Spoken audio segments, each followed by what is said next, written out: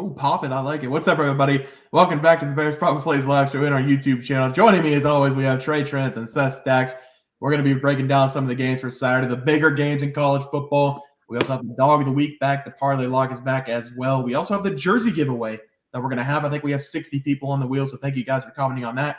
Stay tuned for that. We're going to do that at the end of the show, but let's break down some of these games. We have 4 games we're going to talk about. Let's start with a big one.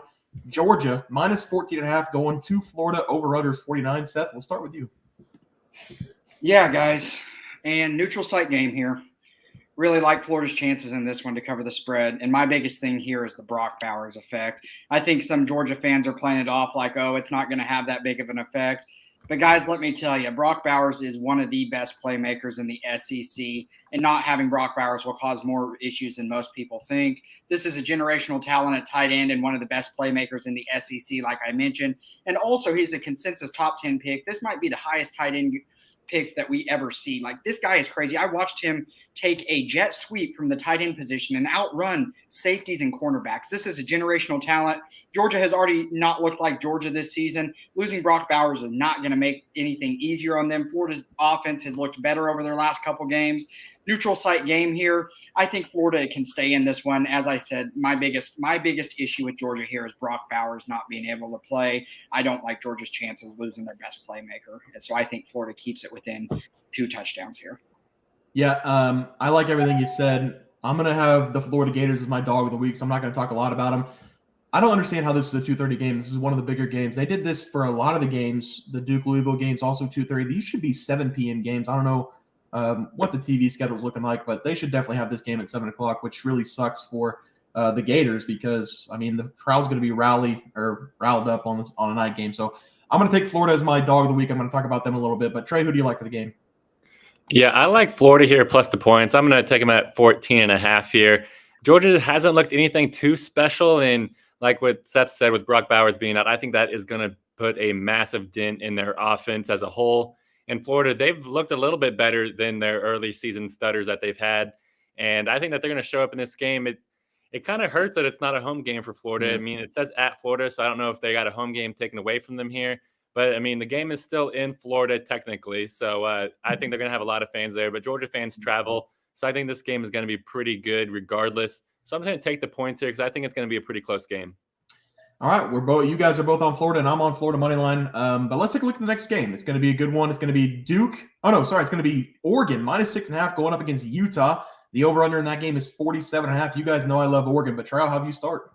Gosh, this game is going to be really entertaining to watch. Utah, they are different at home. I think they've won 29 out of their last 30 home games or something along those lines. They have been elite at home. And I think it's going to ring true in this game. I'm going to buy a full point here. Let's see what it's juiced up to. Minus 144. That's not too bad here. So I'm going to take Utah here plus 7.5. I think that their defense is going to stand up in this game. Their defense is going to have to win them this game. And I think they're going to be able to keep it close at the very least. But I think Utah does have a great chance to win this game straight up with a late field goal to beat Oregon. Oregon's offense is great. Oregon's defense is good. So Oregon's team is just scary overall. But I think Utah, their crowd's going to be, going crazy for this game. College game day is here for this Utah game. So I think the crowd's going to be going wild, and I think that their offense is going to be able to do enough to not lose by a touchdown. Yeah, Trey, I'm going to go against you here. I love Oregon. Everybody knows it on the channel. I also love Utah. They were my dog of the week last week. They beat USC, who really sucks. They're frauds. So this is a tough game for me. I am going to take Oregon minus 6.5. Again, if this game was at night, I would be all over Utah with the points. I don't know why this is a 2:30 game. It should be at night, like Trey said. The only thing you really need to know about Utah is that they play really good defense and they're on their third-string quarterback. This team has struggled to move the ball at times, but they've always had that defense to rely on to stand tall in games. However, in this game, Oregon, they're the best offense in the nation. I don't care what anybody says. People will make the case for USC, but people don't understand how football works most of the time. It takes a team to be good, and it takes a team to be able to score on nearly every possession. Caleb Williams is not a team. He is a one-man. He's selfish from everything I've seen in the media so far and the way he carries himself day by day. So this is going to be a fun game for Oregon in this one. I think Caleb Williams isn't the guy for USC. I know a lot of people in the NFL are looking at him number one pick, but he's going to have a lot of bad things coming in the future if he continues to act like he is right now. But I'm going to take Oregon in this game. Oregon defensively, they're pretty good. I know Utah's got the really good defense, but give me the better offense in this game. Oregon puts up a lot of points, so I'm going to take them in this game. I think that if they get to 30 points, they can wrap this game up. So give me the Ducks minus 6.5 as my play. Seth? Yeah, I'm with Bear here on this one. I do like Oregon by at least a touchdown here. Outside of last week against a very brutal USC defense, Utah without Cam Rising has really struggled to get anything going offensively. This Oregon defense is steps ahead of USC. Oregon has by far the better offense in this game. I just don't see Utah being able to keep up with the high-powered offense of Oregon. Like Bear said, Oregon has the best defense in the Pac-12, and I just don't think Utah will move the ball on this one. And with how good Oregon's offense is, Utah's going to have to probably score almost every drive to stay at least within striking distance in this one. I just don't see that happening with Utah's offensive struggles. All right, so me and Seth are on Oregon minus 6.5. Trey is lone wolfing on Utah plus 7.5. Probably the correct pick, Trey. I will say that. Utah at home, hard to beat them. But all right, let's move on to our next game. It's going to be Duke going up against Louisville. The spread was minus 4.5, but it's now minus 6.5 for Louisville. Over/under is 46.5. Seth, we'll start with you. Yeah, I can't go against Duke here. I have to take Duke plus 6 here. The big thing for me is Duke's defense and Duke's ability to just flat out run the ball and control the clock. Not sure this is going to be high scoring either, so I do not mind if you want to take a chance at the under here. Both of these teams are really, really good at running the ball. Duke is inside the top 25 in rush yards per game, and Louisville's sitting inside the top 65 in rush yards per game. I think we're going to see a gritty, in between the trenches type of game in this one, and that is why I do favor Duke here, because Mike Elko instills this kind of football into Duke, and we've seen that out of Duke this year. Is they are in it for a dogfight. They like being in the trenches, so I do like Duke here, just in this game style that we're going to see here in this game. Yeah, the line movement kind of scares me. I'm going to take Duke with the points, but if Riley Leonard is not playing, I'm going to switch to Louisville. Riley Leonard, he was banged up in the second half against Florida State. When that backup came in, I think his name was Henry Bellin or something like that, whatever his name was, he sucked, and they sucked as a team. So this play is based on if Riley Leonard plays or not. If he does go, I want the Blue Devils. If he's not playing, I want the Cardinals by a couple scores. But Riley Leonard carried the Duke Blue Devils in the first half against Florida State, and he's going to do it again in this game if he plays. All of a sudden in that game in the second half, he went out. Florida State dominated the game. Being without Riley Leonard, the Duke defense started to struggle as well. So this is a team game. If the quarterback's in, the defense plays well. If the quarterback's not in, the defense struggles. I like Duke in this game if Riley Leonard plays, plus 6.5. And if he doesn't play, give me the Cardinals by a couple touchdowns. Trey? Yeah, and I'm going to go over to a team total here. And I'm going to take Louisville to go over 26.5 points in this game. I'm not scared at all of this Duke defense. I think they're slowly but surely coming back to the median, and that's exactly where they probably should have been this entire season. After their hot start, they're kind of faltering back to reality. And Louisville, meanwhile, as the season progresses, their team looks better and better and better. And I think that they're going to kind of show up for this game. It's against Duke, who has a chip on their shoulder, but I think so does Louisville, because I don't think anyone's talking about Louisville as one of the better ACC teams, but their offense has looked really good. They've been rolling all over teams here recently, and I think it's going to continue in this home game. So I'm going to take Louisville to go over their 26.5 team total against Duke. All right, so we have 2 on Duke, and we have a Louisville team total over. Let's go to the last game, and then we'll get into the dog of the week in the parlay lock. It's going to be Tennessee minus 3.5 versus Kentucky, over under 51.5. I'm going to start. I like Tennessee minus 3.5. I'm not going to buy any points. I think they're devastated after that loss to Alabama. This is a good spot for them. Just show they're still a good team going on the road to take on Kentucky. Tennessee's defense, guys, they're legit this season, despite what we saw in the second half against Alabama. That was simply Tennessee being out-coached by Nick Saban. And it was actually good to see Nick Saban still has it in him. He still has that spark to get his team going. And officially, I will say it, I was wrong about Alabama. They're still there. They're still good. And this game, though, against Kentucky, they have a solid rush defense, but the pass defense has been brutal this season. We're going to see how good Joe Milton actually is. He's going up and has a great opportunity against this secondary. Tennessee's defense, they should be able to limit Kentucky on the ground and through the air. They rank 13th in total defense in the nation, being top 25 in both rush and pass. So Tennessee's just a better team, in my opinion. Give me Tennessee minus 3.5 as my play. Seth? Yeah, I'm right with you on this one, Bear. I am also on Tennessee at minus 3.5. I'm not trusting Kentucky too much right now. They haven't looked good since getting crushed by Georgia.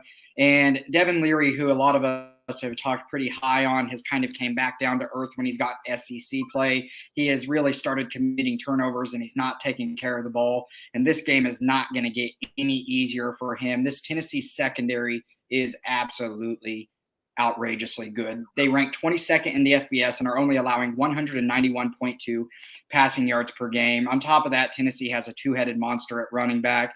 They can just run the ball down Kentucky's throat in this one, and Kentucky's going to be playing from behind, so they're not going to have a ton of luck throwing against this Tennessee secondary. And like I said, I do not have much trust in Devin Leary right now. He is looking overmatched, to say the least, in the SEC. Trey, I know you love home dogs. Are you going with them here? I am going to be going with the home dogs. You took the words right out of my mouth. Give me Kentucky here, plus 4.5 in this game. Devin Leary, he came out and spoke and said that he needs a turnaround, like Seth said. So he knows what he needs to do, and that's half the battle. And his coaches came out and said that he is doing really well in practice. He's looking like Devin Leary is supposed to look. He's looking elite. They just don't know why it's not transitioning to the game. But I think it's going to transition into this game. It's a home game for him, and I think that everybody on the Kentucky team and coaching staff knows that they need to win this game. There's not much left in the season that they can play around with if they want to make a good bowl game, because this Kentucky team's still pretty good. They started off the season hot, and they did stumble at Georgia and then stumbled the rest of the way. But I think that Tennessee team, I mean, they haven't really played anybody overly good yet besides their game at Florida. But I think that it's going to turn around here for Kentucky. So give me Kentucky here, plus 4.5 as home pups. All right. I knew you. I don't know how I knew that you were going to take that. We didn't even talk about it, but I just saw it in your eyes. But let's take a look at the dogs of the week, shall we? Let's take a look at that leaderboard. I will have Trey start. Yeah, Bears whipping our butt. So I just went to the board, found the biggest dog that I like, and I ended up on South Carolina plus 17. I just don't know why they're this big of dogs. Rattler, he's looked really good. He has not missed a step whatsoever this season. He's carrying that South Carolina offense on his back. But I guess whenever you look at their defense, it kind of tells the story of why they're dogs. But I don't know why they're 17-point dogs. That's just massive, because South Carolina's defense is pretty bad. But I don't think it's anything too bad here that's just going to make them lose this game by almost 20 points. I think that they have a real shot to win here. And I'm not too worried about it being at Texas A&M. I know it's a really crazy crowd, but Texas A&M hasn't looked overly good. Their defense is legit. We all know that. But their quarterback situation is nothing to write home about. So I think that South Carolina has a really good chance to win this game. I would honestly hammer them here, plus 17.5, and sprinkle some of that money line. Yeah, I don't hate it, Trey. My dog of the week last week was Utah plus 7.5. They did cash. This week, it's going to be Florida plus 14.5. I'm not an idiot, guys. I know that Georgia is the quote-unquote best team in football. This season hasn't been great for them, though, because they've been struggling with a number of teams. They had a scare against South Carolina, Trey's dog of the week. They didn't score any points in the first half against them. They also had a scare against Auburn, where they were down in that game in the second half before coming back and winning by 7. So this team does have weakness, and I think Florida has a good opportunity to knock them off. Georgia is going to be without their best player, Brock Bowers, and if you've watched any Georgia games, he is the emergency outlet for this team. Whenever Georgia got down to South Carolina, they just threw Brock Bowers the ball every single play. When they got down to Auburn, they threw the ball to Brock Bowers every single play. There's no Brock Bowers in this game, so I don't know what Georgia's going to do, but I know they're going to have to mix it up. I am, however, a little bit nervous about the performance of Graham Mertz in this game. Probably the biggest game of his career at Florida so far. He's going to get a really tough defense. But with that being said, Florida can knock off Georgia. I really think Georgia's going to lose either this week to Florida or next week to Missouri. Why not right now? Why not this game? Give me the Gators at home to win this as an outright dog of the week. Seth? Yeah, Bear, you ask a Georgia fan how big of an impact losing Brock Bowers is going to be. They're probably not going to tell you it's going to be that big of an impact, but I tell you what, it is. It is. That dude's a monster. Probably the best college tight end we've seen in a very long time. But last week, guys, oh, man, that was rough. Eastern Michigan led that whole game against Northern Illinois. The whole game until the last drive. Tough. And Northern Illinois went down and scored a touchdown. I was just like, you have to be kidding me. That's how my luck goes. But I'm going to take one that I'm very confident in, and I'm going to take Wyoming plus 5.5 on the road against Boise State. I like Wyoming a lot in this spot on the road. They played a very tough game against Air Force last week, but wound up losing by 7 points. Their only 2 losses this season have came to very, very good teams in Air Force and Texas. The big thing in this game is the weakness of the Boise State defense. They are giving up 30.9 points per game. They're going to struggle mightily to keep this Wyoming offense in check. Another thing to keep your eye on here in this game is Boise State is averaging 1.5 giveaways per game, while Wyoming is averaging 1.5 takeaways per game. Turnovers are going to prove key in this game, and I think Wyoming will win the turnover battle. So I do think that will help them here in this game to go on the road and upset Boise State. All right, boys. I like the dogs of the week. A little parlay there would pay massive, I'm sure. But let's take a look at the parlay lock for this week. I think we are 5-4, honestly, or maybe I think we're above 500, but still, having a 500 record in parlay is pretty dang good. We got 2 of the 3 last week. We're going to get 3 of 3 this week. Trey, I'll have you start. Yeah, and I was the one who did not hit. I was a stupid head that took an over in an armed forces game. I mean, what am I thinking? I'm an idiot. But here I am going back to my roots, K-State fan. I'm just going to take K-State here. Alternate spread minus 13.5. They should easily win this game by 2 touchdowns. They're doing a dual quarterback at the moment with Avery Johnson and Will Howard. And god dang, it looks impressive. It is fun to watch. They are torching teams left and right. Will Howard in for a drive touchdown. Avery in for a drive touchdown. Back to Will, touchdown. It just is flip-flop, touchdown, doesn't matter. They're just whooping teams. They dominated TCU last week. And up next on the schedule, it doesn't matter because they're going to dominate minus 13.5, win by 2 touchdowns. Yeah, I like that play as well, Trey. I'm going to go with USC over 38.5 team total versus Cal. I took some unnecessary shots at Caleb Williams a little bit ago when I talked about Oregon. Everything I said, I believe. But Caleb Williams, he's a cocky little asshole. But he probably deserves to be a little asshole because he's a really good player. Everybody has him going number 1 in the draft. Or if he wants to go to the draft, whatever team takes him, hopefully he wants to play there. But he said time and time again he might go to college if he doesn't like the team. But I think that he's out of the Heisman race right now after USC's dropped a couple games. And he hasn't looked great himself over the last 2 games.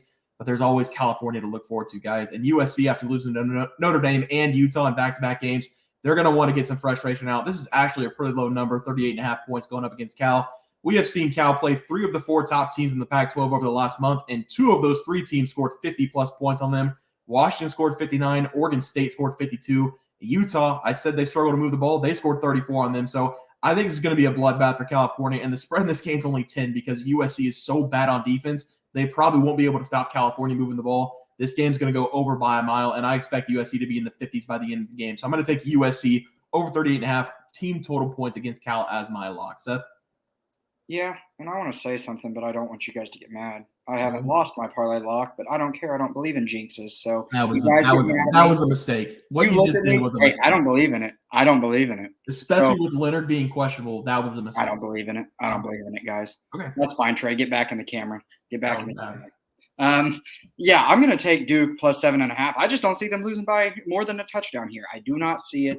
This is going to be a between the trenches game. We are going to see a game that is going to be won in between the trenches, and Duke has the advantage in that type of game. They are very, very good at running the ball, and they're very good at controlling the clock. I don't care if Riley Leonard doesn't play. Yeah, he's a great quarterback, but this game's going to be won on the ground, and Duke has the better run game. Get mad at me all you want, guys. I don't care. I mean, I agree with what you said. More than 2 touchdowns.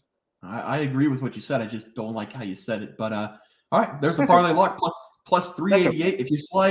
If you slide Louisville in there minus 6.5, it's also plus 388. Just letting everybody know. But let's give away a jersey. We hit 8,000 subs on YouTube, so thank you guys very much for getting us there. Look at all these names.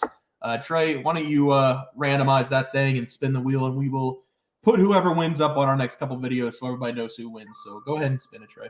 Good luck, everybody. This isn't going to be a cheap one. It's going to be a nice one for you guys. Hopefully something that Elemented Ed, Paulo Banchero. Elemented Ed. Hey, my power forward on my team in the NBA videos, he's going to be ecstatic to see that jersey. He's going to be happy. Yeah, also, he's been here since probably a month into the channel, so I'm glad it went to the day one, guys. So, all right, guys, that's going to do it for our live stream tonight. We appreciate all you guys being here and tuning in and watch. Make sure you catch our videos tomorrow. We have an MLB video coming out, college football video coming out, NBA video coming out, a lot of action this weekend. Also, be sure to check out our website, bearsproperplays.com. And again, thank you guys for being here. Everybody have a good weekend, all right? See you guys.